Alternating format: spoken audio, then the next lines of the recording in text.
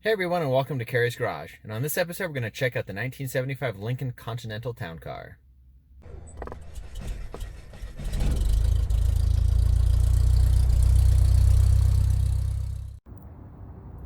Welcome to 1970s American luxury. The car overall is around a little over 19 feet long, weighs 2.5 tons, coming in at a bit over 5,200 pounds. It is finished off in jade green metallic with the green top and green leather interior. Walk around it real quick. Might take a few minutes with how much car there is.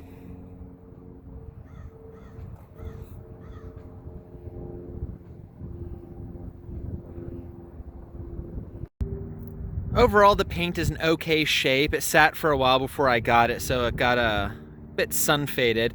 As you can see right here, I started to try and polish and cut the paint a little bit, try and bring it back. Its only problem though, it has so much surface area that it just kind of takes a lot of time. 1975 was the first year that they put the porthole windows, supposedly to help increase visibility. It does help a little bit, but it is still a gigantic car. The vinyl top is okay. It has a couple of cracks and some spots on it that I'm working with an interior shop here in town. Got a couple of quotes to get it replaced, and I'd like to get it replaced soon. I did put some LED lights in the coach light, so at night they're fairly bright. Not too bright, but they're quite lovely. And something that I really love about the car, the side trim on it has this wonderful filigree pattern to it. Another wonderful thing about this car is pretty much everything works. All the vacuum components work, the vacuum headlamps. Gonna pop open the hood and take a look. Yeah, see, sneak peek. Green everywhere.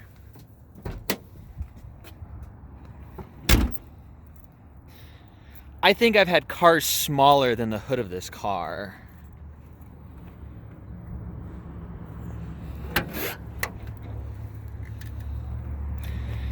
And here we have the 7.5 liter, 460 cubic inch V8 with a 4-barrel carburetor. From what I've read, puts out 260 horsepower, but it does have quite a lot of torque at 357 foot-pounds of torque. Yes, there is a couple of wires loose right there. I need to reconnect that. I think it's a temperature sensor. Car runs pretty good. I got it, supposedly the engine was blown up. I'll put a picture of what I discovered. It had a broken valve spring over on this side.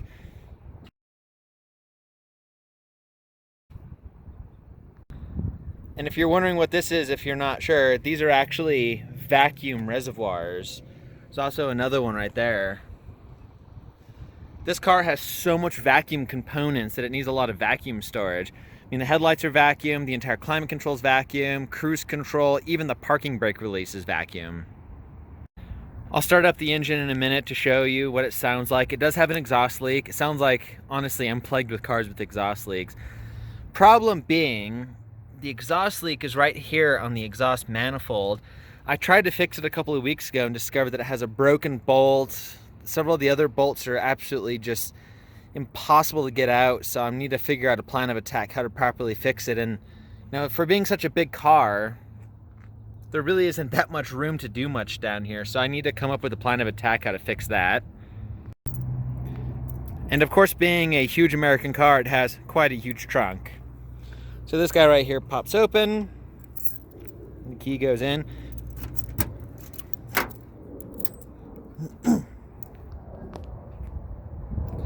So pretty good size. Spare tire should be there. I don't have a spare tire, I need to find one, but I've just got some cleaning supplies and some extra fluids and whatnot right there. But this can definitely fit quite a lot of suitcases or whatever you want. It's original jacking, stow instructions, and that right there is what the original color should look like. Very vibrant. I adore the jade green, and at some point I would like to get it repainted. There's a couple of things the previous owner did that I really need to sort out. Like this wheel cover right there, I guess it wasn't staying on, so there's a couple of zip screws. So I need to go ahead and fix that at some point. And also the tires don't match. There's kind of like a mud tire right there and more car tire right there. At some point here soon, I'm going to get an entire new set of tires that are appropriate for this vehicle, make it look better, and hop out with the ride. All right, let's go ahead and go inside, take a look.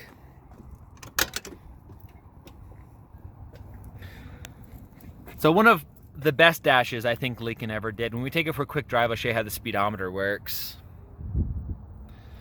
Like I say, everything is a sea of green. In these being the quintessential American luxury car of the 70s, it has these very plush pillow top seats that you just sink into. Here's the back seat. Same thing. Let's go ahead and sit in the back and show you around a little bit. And also being of the 70s, it has quite a few ashtrays. There's one there. There's one there. This one, I'm not sure what to do about it. Doesn't want to stay down. There's a little piece of plastic that seems to be worn out a little bit. Of course, got the Lincoln logo. And of course, how can you go wrong looking out that? I love cars with porthole windows. They're just fantastic. Now we're sitting in the driver's seat. See the Lincoln steering wheel. It's got the cruise control, which does work. It also is, see if I can zoom out far enough. It is the tilt wheel. A little awkward, but it does work. A lot of really interesting little accents. See if it'll focus in. It does have the wood right there in the steering wheel. Wood all over the place. I'm pretty sure it's all fake wood, which, you know, the old adage of the Americans can make fake wood look real and the Europeans make real wood look fake, which is so very true. I have a couple of cars that have real wood interiors and they look pretty fake, and then this stuff and also stuff in my Suburban looks pretty real. It's got the wood right there. Got the controls for the seat, the remote mirror, all the windows. Two things that do not work on this car very specifically that I need to fix is the power door locks. There's the button right here, which I don't know if you can hear it, but under the seat, and I actually looked at the relays. The relays click, but nothing happens. So I need to look a little bit deeper at the wiring. And the turning lights on the front corners don't work, but I need to deal with that. I think that's in the switch. Also does have the monogrammed name of the original owner, Les Malzman. Just green everywhere. It's absolutely fantastic. Has its Cartier digital clock, which does work. You can see it secondhand clicking right there. There's the automatic climate control, which everything works perfect. Air conditioning works, heat works. It's a little entertaining of the automatic climate control of this era, but it seems to work perfectly fine. Has its original Philco radio with the 8-track, and that all works as well. It's got this dash pad. The dash is alright. It's got a couple of little minor cracks in it, nothing terrible. But out here in the Southwest with all the sun, it's good to have the cover on it. But I have to show you one of probably my favorite little pieces about this car.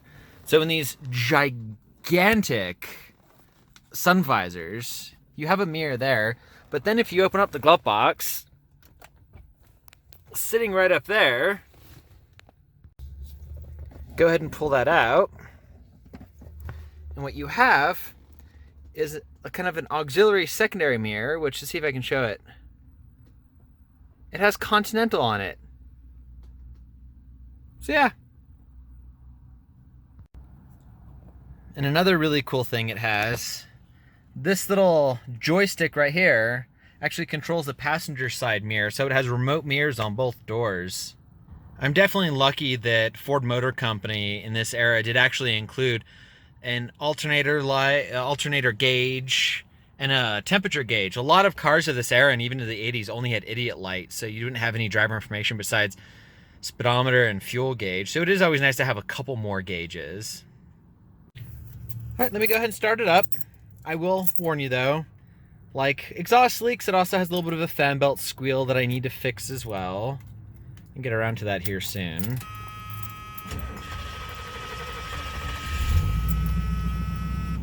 Oh, now it decides to behave.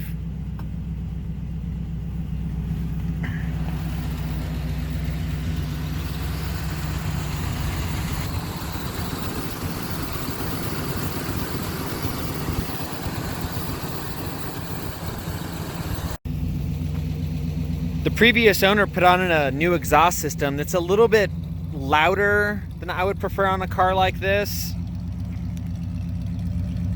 It sounds pretty good. When you get into it, it's got a nice throaty sound to it, but it's just not really the vision for this kind of a car. It's more of a muscle car sound. So at some point I would like to get a new exhaust system that's a bit quieter put on. Let me show you one of my most entertaining features of this car. So when you push the parking brake pedal down, there's no sort of a release or a handle. What you do is, when you put it in gear, it automatically pops for you. Even the seat belts are green. Every surface in this car is green. It's hysterical. I wish they would do cars like this, but I know they won't because of production costs. But it gives it a certain essence to it, I guess you would say. It's absolutely fantastic when you open up the door and it's just like, wow, green. Well, now that it's running, let's go take it for a quick little drive. I really wish you could actually sit in here with me and just sink into these pillow top seats and feel what it's like. Just the cloud of the comfort ride is absolutely incredible. This was just the epitome of 1970s luxury. You would drive, go over a speed bump, railroad tracks, you just don't feel anything. It's just a cloud, you float. Which is better because the car is 2.5 tons. All right, now that we're driving down the road, I'll show you the speedometer. I know people call this a ribbon speedometer, barbershop pole speedometer, but it is absolutely just so neat to see. And at night, I'll show a picture I took at night. It's just a beautiful green glow that comes from the backlights of it. It's just absolutely wonderful.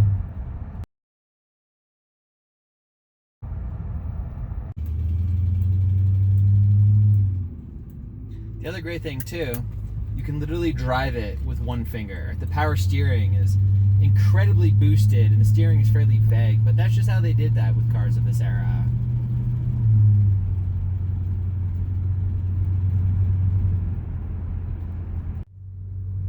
Oh, and before I forget, I have to show you another really great feature of this car is the power smoking window. So that goes down first, and then the windows goes down.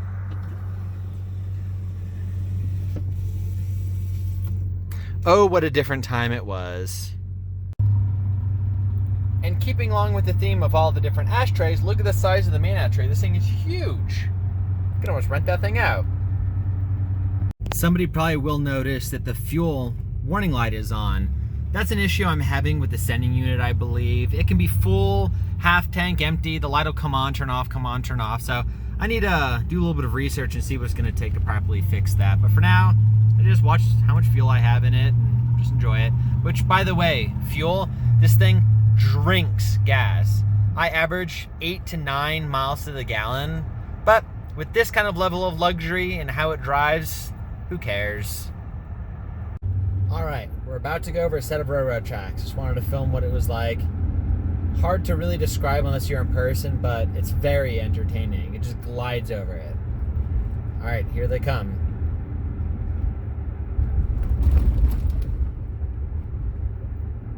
Didn't really feel anything. Thanks so much for watching. Hope you guys liked the video on the 75 Lincoln Continental Town Car. If you have any questions, comments, let me know. Leave them in the comments below. And don't forget to like, share, subscribe, and I'll see you next time.